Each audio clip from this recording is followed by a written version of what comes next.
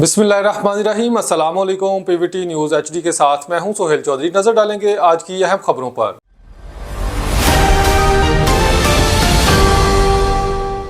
हरुणाबाद से मलिक मुश्ताक अहमद खिलजी के मुताबिक चिश्तियाँ थाना सिटी ए डिवीज़न की हदूद में गुंडागर्दी और तंजीम साजी अरूज पर। चिश्तियाँ शहर में एक ग्रुप सरगर्म जो लोगों के साथ बदमाशी और मारपीट करता है, इनको कोई भी रोकने वाला नहीं। 2 रोज़ कबल इस ग्रुप ने एक लड़के के साथ ज्यादती की। लड़के का वीडियो बयान साथ है जिसमें इसने पहले भी वीडियो अपलोड की थी, लेकिन कोई हल नहीं हुआ। इनकी बदमाशी अरूज पर है। वज़ीर आला पंजाब मोहतरमा मरियम नवाज़ और डीपीओ बहावलनगर से दरख्वास्त है कि इनका कोई मुनासिब इंतजाम किया जाए। तेरा की नाम है भाई? मेरा मोहम्मद हुसनैन शाह। अच्छा, की वाकया है तेरे नाल? वाकई होया भाई, वो ना ताबी हो रही ते दर्जी की नाम है आजम हो रही। ये तीन चार जने सी ये आए मोटरसाइकिल से। इन्होंने मेरे अगे मोटरसाइकिल ला ली, मैं कला ही सी। अच्छा इन्होंने भाई आके रोकया, इन्होंने करन आया मैनू अगवा।